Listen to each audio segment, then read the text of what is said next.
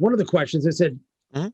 that we wanted to pose, I said, all right, if you've ever mentored anybody or you've been mentored or same thing, any supervisor, manager relationship, have you had a time where you either push somebody too hard or not hard enough?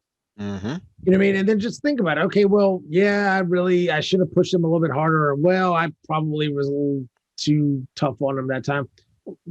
Just think about it. Going back, what could you have done differently? How could you have handled it differently? That's all. Ponder that for a little bit. That's very helpful. Okay. All right. So what else? Well, here's one. So how about this? Can you think of a time when you had to make a tough decision? How were your people affected by it? Again, uh, if we really think through that process, if we have to make a tough decision, yes, not only are you going to be affected by making that decision yourself, but all of your people on your team. So were you upfront, open and honest right from the get-go with them? Again, that's going to build trust. That's going to build an open honesty and a dialogue. So these are just some thoughts for the people listening here today to consider when it comes to building that muscle of social awareness when you're dealing with your team. What's Yeah. another?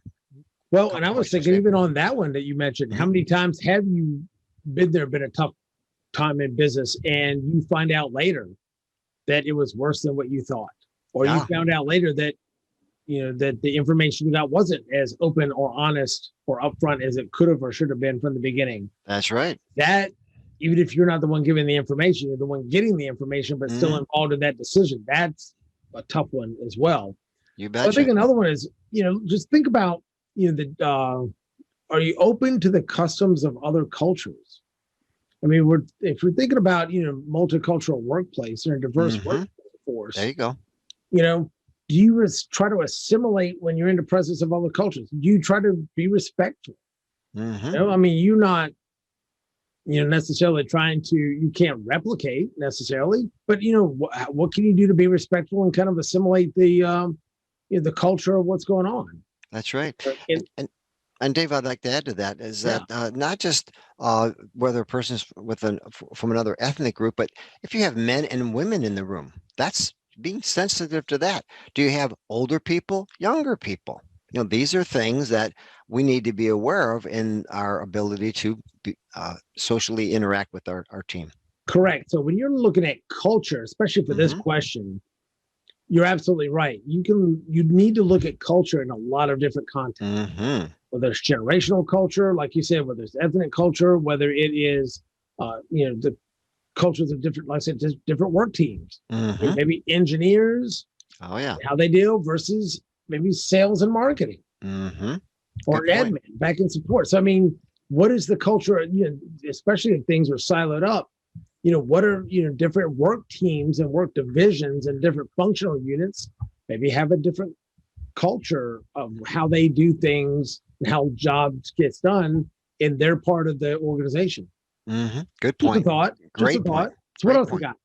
Well, how about this? When a team member is not performing up to par, how do you handle the situation? Okay. Do you make them the bad guy, right? Or do you approach them in a way that, hey, they're capable of doing more, and that you need to explore what are some of the obstacles that are preventing them from being the best that they can be. So again, being aware of this person's feelings, being aware of this person's intentions. I mean, most people that come to work, they want to do the best they can.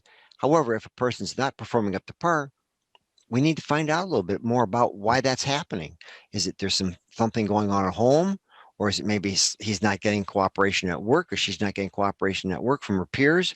So that's, again, another great place to apply some of the social awareness skill set that can help you be a better leader and your team be better performers. Because one of the biggest things as leaders is your job is to remove obstacles that are in front of your team for them getting the job done. And you look at it self-reflective. Okay, did I give them everything they need? Did I give them the tools, the resources, the training, the mentoring, whatever? Did I give them what they needed to be able to do the job? And look at it as okay, well, ultimately, I'm the one in charge. It's my fault. Great book, total squirrel moment, but great book from Jocko Willink, Extreme Ownership. I would say I would highly recommend that. That goes to this point, that it's still the leader's overall responsibility. And they can't, share the credit and take blame. You know what I mean? It's one of those, you take that ownership, but if it's yours to own, it's yours to fix. Mm-hmm.